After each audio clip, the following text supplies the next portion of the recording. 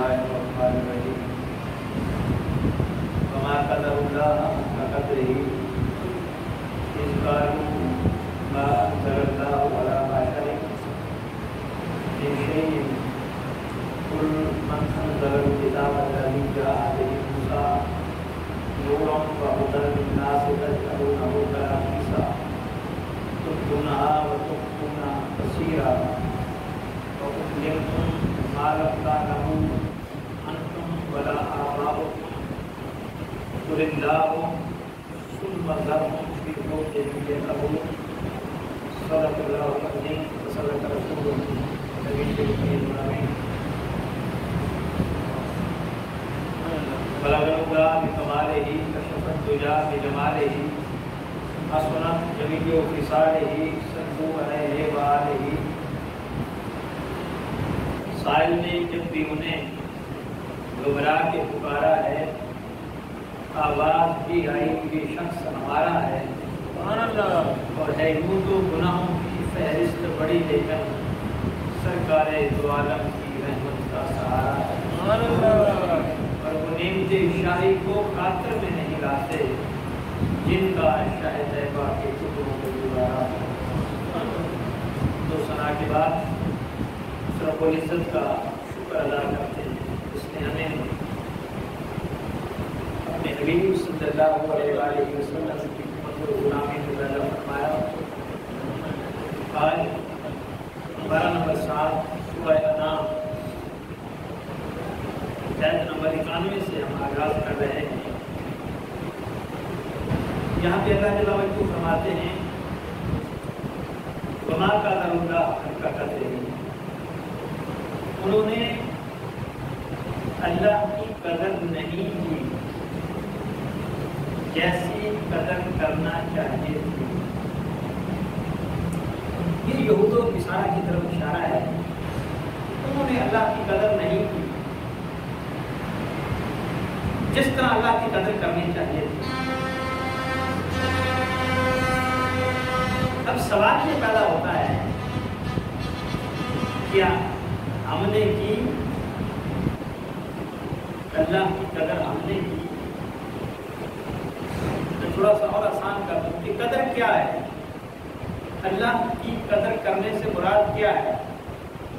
بھائی سادہ سی بات ہے، جو اللہ کہے وہ مان لیا جائے تو یہ اس کی قدر ہے. ہم والدین کی قدر نہیں کرتے، یہی کہا جاتا ہے کہ ان کی بات کو نہیں مانتے، جو وہ کہتے ہیں وہ نہیں کرتے. تو جو کوئی بڑا کہے اور اس کی بات ماننے سے بندہ انکار کرتے تو یہ اس کی قدر ہوگی. ایسی بات انسان بھی جب کرتا ہے تو بڑے دکھ کے ساتھ کرتا ہے کہ بھئی میری قدر نہیں کی اس نے.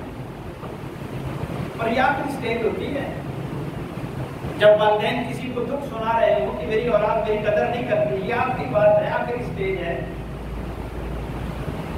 اور یہ دکھ کا کلائمیکس ہے، عروج ہے.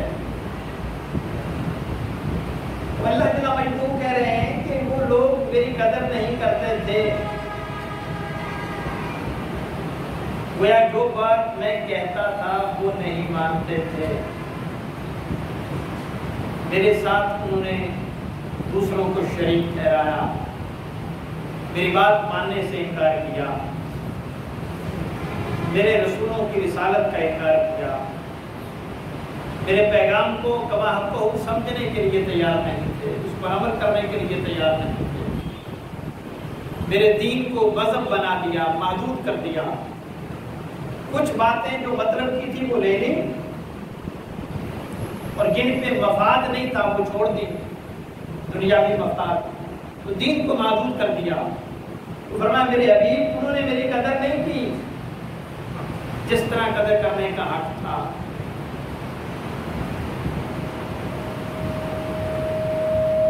اب یہ ہمارے لیے بھی سبق ہے.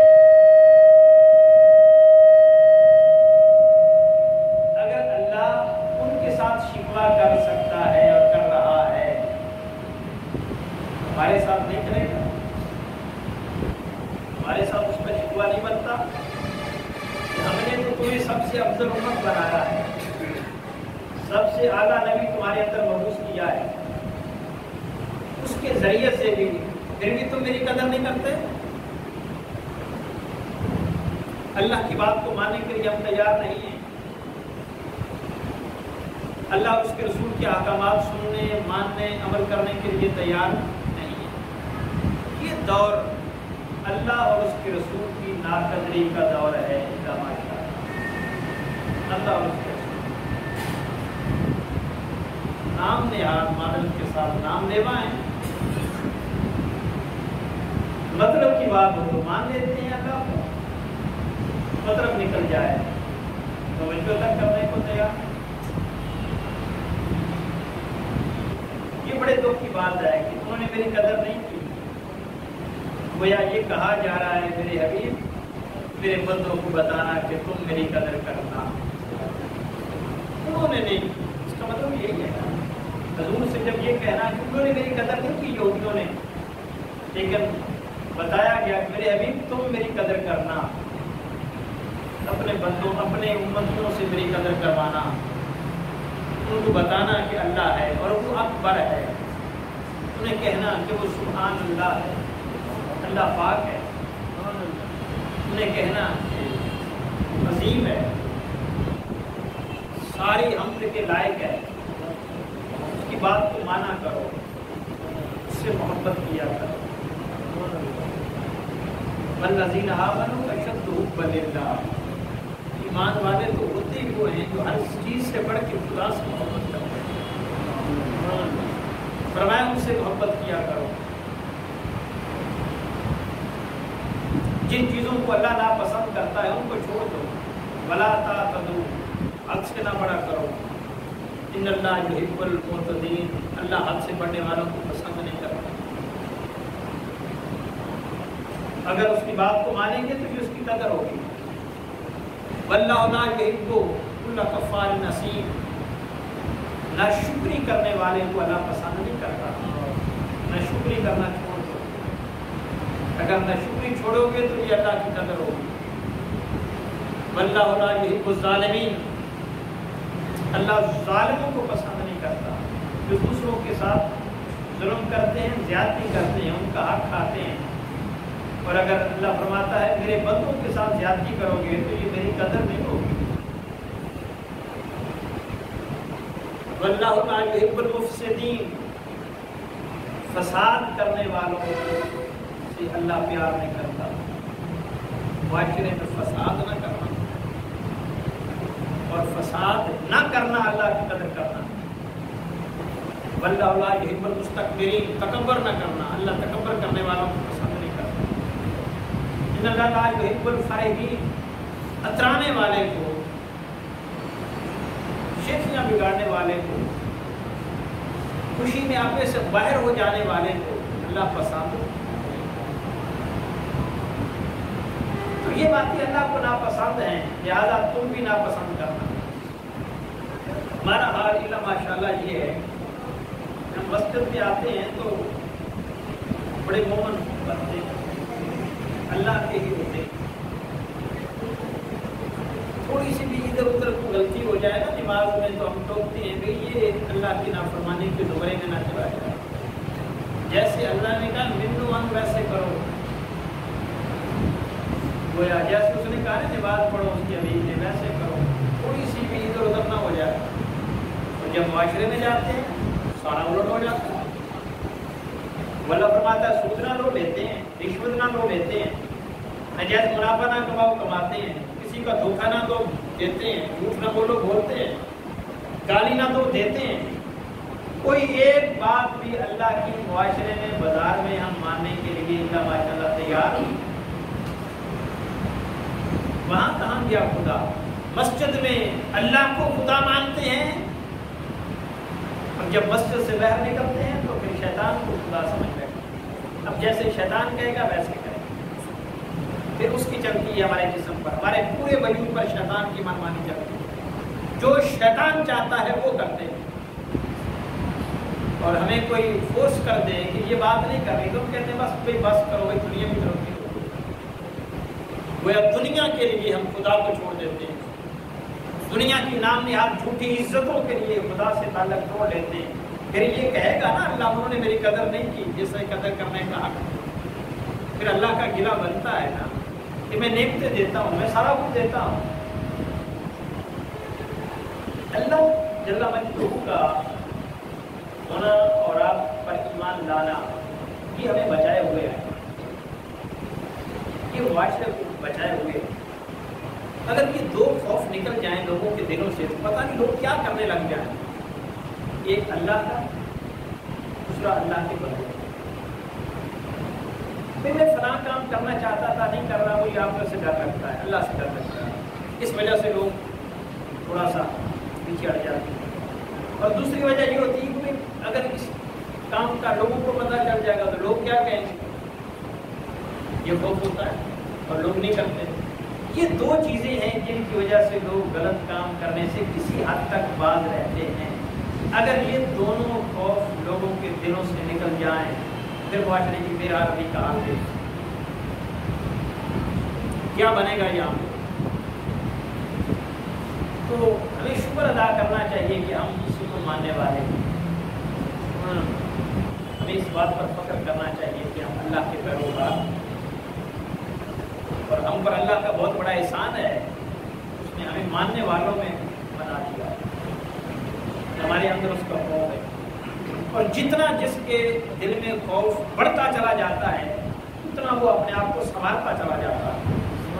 جس کی محبت خدا سے بڑھتی چلی جاتی ہے معاشرے میں اس کا وجود الگ نظر آتا ہے دوسروں سے.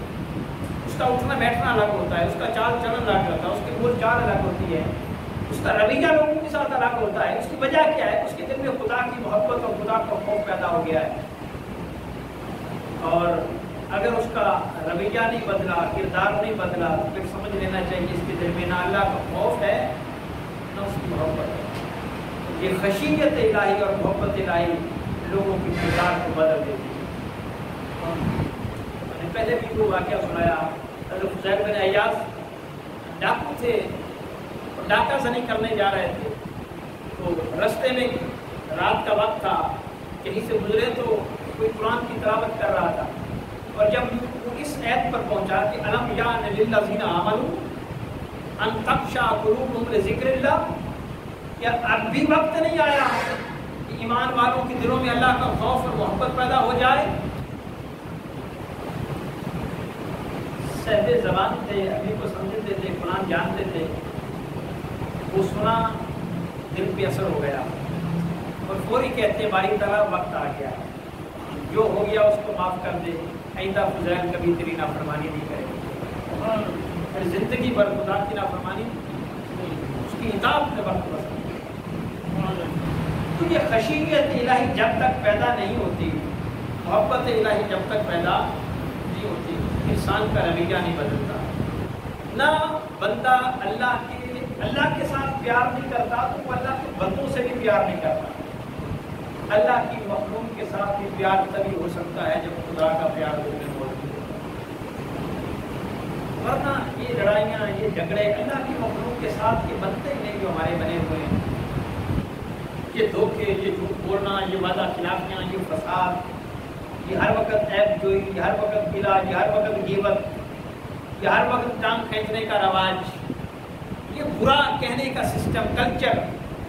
ہم رواجن کسی کی برائی کرتے ہیں, اس کا مفاد بھی نہیں ہوتا, بس اوقات بس رواج ہے برائی کرنا. بیٹھے ہیں گپ شپ لگا رہے ہیں تو کسی کا ذکر آ گیا تو اس کا برائی شروع ہو گئی. اس سے حظ لیتے ہیں, چسکا لیتے ہیں, مزہ لیتے ہیں. وہ یا چسکا لے کر ہم خدا کی نافرمانی کرتے جا رہے ہیں. اس کی اصل وجہ یہ ہے کہ اللہ سے دور ہو گئے, اللہ کی قدر نہیں کر رہے. تو اللہ فرماتا ہے میرے حبیب یہ یہودی میری قدر نہیں کرتے. یا یہ پیغام دیا کہ تم ایسے نہ بننا کہ میرے قدر نہ کرنے والے ہو جاؤ. وما قدر اللہ حق کا قدر ہی, انہوں نے قدر نہیں کی جس طرح قدر کرنے کا حق تھا. اس قالوا ما انزل اللہ علی بشر من شیء, جب انہوں نے یہ کہہ کر رسالت محمدی کا انکار کر دیا کہ اللہ نے کسی آدمی پر کوئی چیز نہیں اتاری. انہوں نے کہا کہ اللہ نے کسی پر کوئی چیز نہیں اتاری, ایسا کہہ کر اللہ کے رسول کا انکار کر. پچھلے دن ایک دوست بتا رہے تھے کہ ہمارے یہاں ایک سروے ہوا ہے، سروے میں لوگوں سے پوچھا گیا ہے کہ برائی کیا ہے، انہوں نے کہا نماز نہ پڑھنا، روزے نہ رکھنا، حج نہ کرنا، یہ اس طرح کی یہ برائیاں ہیں۔ اور جب ان سے کہا گیا کہ یہ رشوت لینا، یہ سود کھانا، یہ کسی کا مال کھانا، انہوں نے کہا یہ تو برائی نہیں، کچھ کلچر ہے، یہ تو چلتا ہے، ہاں یہ تو چلتا ہے، اس کا برائی کے ساتھ کیا تعلق ہے، یہ تو معاشرے کی ضرورتیں ہیں۔ تو کیا نتیجہ نکلا کہ لوگوں کو یہ بھی اندازہ نہیں ہے، دین سے دوری کا حال یہ ہے کہ یہ سود، یہ رشوت، یہ جھوٹ، یہ دنگا فساد، یہ کوئی گناہ نہیں، تو گناہ سمجھنے کے لیے تیار نہیں۔ گناہ یہ سمجھتے ہیں کہ نماز نہ پڑھنا، روزے نہ رکھنا یہ گناہ ہے، اور وہ گناہ نہیں۔ حسن نثار نے بڑی اچھی بات کی، اس نے کہا معاشرے میں آج پرابلم یہ نہیں ہے کہ لوگ دین سے دور ہیں، یہ مسئلہ ہے کہ لوگوں کو دین کا شعور نہیں ہے، دین کی سمجھ نہیں ہے کہ دین ہے کیا۔ ہم نے دین کو معلوم کر دیا، جو چیز مطلب کی اس کو لے لیتے ہیں، جو مطلب کے لیے اس کو نکال دیتے ہیں۔ اب یہ قربانیاں آ رہی ہیں، کتنا اس میں شور ہوگا، کس قدر تکلیف دے کر بھی قربانیاں کریں گے، اچھی بات ہے، میں یہ نہیں کہہ رہا کہ نہیں کرنی چاہیے، لیکن اس عبادت کو کتنا ہم درجہ دے دیتے ہیں، فرض سے بھی آگے لے جاتے ہیں، حالانکہ وہ فرض نہیں، وہ واجب کے درجے میں آئے گی، اور فرض کو چھوڑ دیتے ہیں۔ اس دن بھی قربانی کی مصروفیت میں اللہ کا فرض ظہر پڑھنے کے لیے تیار نہیں ہوں گے۔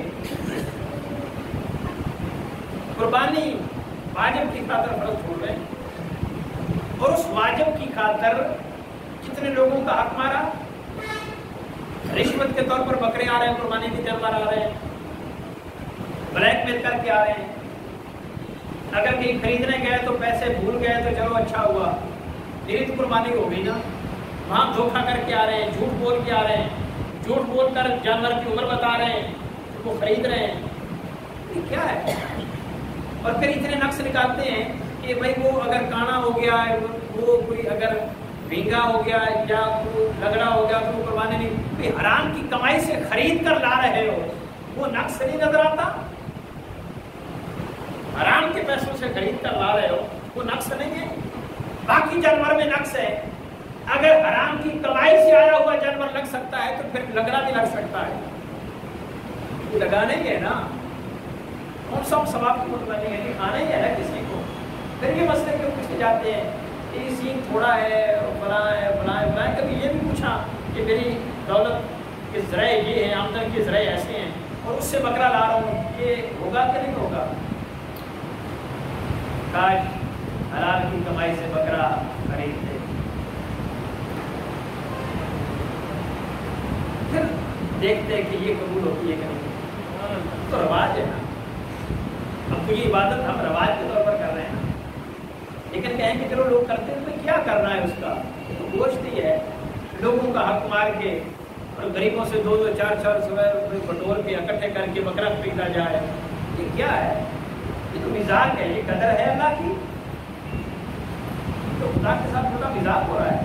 اللہ جل وعلا نے تو واضح فرمایا ہے کہ مجھے نہ گوشت پہنچتا ہے نہ خون پہنچتا ہے، مجھے تمہارے دلوں کا خلوص پہنچتا ہے۔ سبحان اللہ، کس محبت کے ساتھ میرے لیے جانور ذبح کر رہے ہیں۔ فرمایا یہ ناقدری کی علامت ایک یہ ہے کہ وہ اللہ کے رسول کو ماننے کے لیے تیار نہیں۔ پھر آگے فرمایا قل من انزل الکتاب الذی جاء به موسیٰ ونورا وہدی للناس، آپ فرما دیجئے وہ کتاب کس نے اتاری تھی جو موسیٰ لے کر آئے تھے۔ یہودیوں نے کہا نا کہ اللہ نے کسی بندے پر کتاب نازل نہیں کی، حضور کی رسالت کا انکار کرنے کے لیے یہ کہہ دیا، پھر اللہ نے فرمایا کہ وہ کس نے اتاری تھی جو موسیٰ لے کر آئے تھے، نورا وہدی للناس، اور وہ ہدایت تھی اور روشنی تھی لوگوں کے لیے۔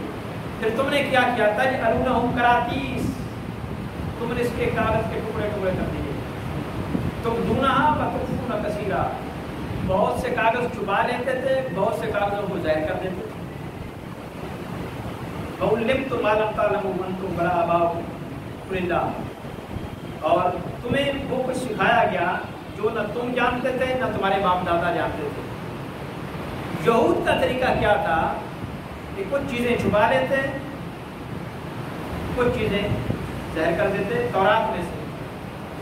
ہمارے یہاں کیا ہے؟ ہمارے یہاں بھی ماشاء اللہ یہی چل رہا ہے، جو مطلب کی بات ہوتی ہے نکال کر باہر رکھ دیتے ہیں، اور جس سے مطلب نہیں ہوتا چھپا لیتے۔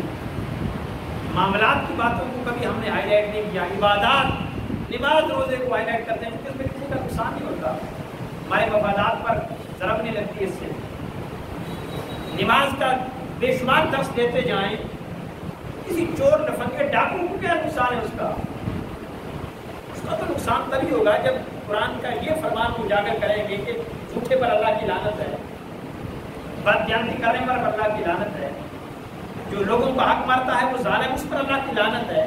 جب ان چیزوں کو ہائی لائٹ کریں گے تو اس کا نقصان ہوگا لوگوں کو، لوگ ان سے نفرت کریں گے۔ لہذا ہم نے پھر وہی دین بنا کر پیش کیا جس دین کو لوگ سن کر خوش رہیں۔ یہ مسلمہ کذاب نے جب نبوت کا دعویٰ کیا تھا کہ آگے آیت میں آئے گا، اور ایک اور عورت تھی سجا تمیمہ، اس نے بھی نبوت کا دعویٰ کیا، انہوں نے کہا ہم شادی کر لیتے ہیں تاکہ مل کر عرب کے خلاف جنگ کریں گے۔ انہوں نے شادی کر لی تاکہ ہماری قوت زیادہ بنے اور عرب کے خلاف جنگ کریں گے۔ حضور نبی مکرم صلی اللہ علیہ وسلم کے دور میں ہی ایسا ہوا تھا۔ 10 ہجری میں مسلمہ کذاب نے نبوت کا دعویٰ کر دیا تھا، اور اس نے حضور نبی مکرم صلی اللہ علیہ وسلم کی طرف خط لکھا تھا، اور اس نے کہا تھا یہ مسلمہ کذاب رسول اللہ کی طرف سے خط ہے، میں آپ کے ساتھ ان معاملات میں شریک ہوں۔ 2 لوگ خط لے کر گئے تھے، تو آقا علیہ السلام نے فرمایا تمہارا کیا خیال ہے اس کے بارے میں؟ انہوں نے کہا جو ہمارا استاد کہتا ہے ہمارا بھی وہی خیال ہے۔ پھر آقا نے فرمایا اگر مجھے اس بات کا ڈر نہ ہوتا کہ سفیروں کو قتل نہیں کیا کرتے تو میں تم دونوں کو قتل کر دیتا، میں تم دونوں کو قتل کر دیتا۔ یہ آگے آیت ہے، آیت نمبر 93، ومن اظلم ممن افترى علی اللہ کذبا، اس سے بڑھ کر ظالم کون ہے جو اللہ پر جھوٹ باندھے، او قال اوحی الی، اور یہ کہے کہ مجھ پر وحی نازل ہوتی ہے، ولم یوحى الی شیء، حالانکہ اس پر کوئی چیز نازل نہیں ہوئی، حالانکہ اس پر کوئی چیز نازل نہیں، اس نے کہا مجھ پر وحی نازل ہوتی ہے، میں نبوت میں تمہارے ساتھ شریک ہوں۔ اب آقا علیہ السلام نے اس خط کے بدلے میں خط لکھا، حضور نے لکھا کہ یہ مسلمہ کذاب کی طرف محمد الرسول اللہ صلی اللہ علیہ وسلم کی طرف سے ہے، اور میں سلام اس کو کہتا ہوں، اس کو پیش کرتا ہوں جو ہدایت پر کاربند رہنے والا ہے۔ بڑا مختصر سا خط تھا، سلام اس کے لیے ہے جو ہدایت پر چلنے والا ہے۔ اور پھر آقا علیہ السلام نے قرآن کی آیت کھول دی، فرمایا ان الارض للہ یورثها، فرمایا یہ زمین ساری کی ساری اللہ کی ہے، یہ زمین اللہ کی ہے، یورثها من یشاء، اس زمین کا وارث وہ اسی کو بناتا ہے جس کو وہ چاہتا ہے۔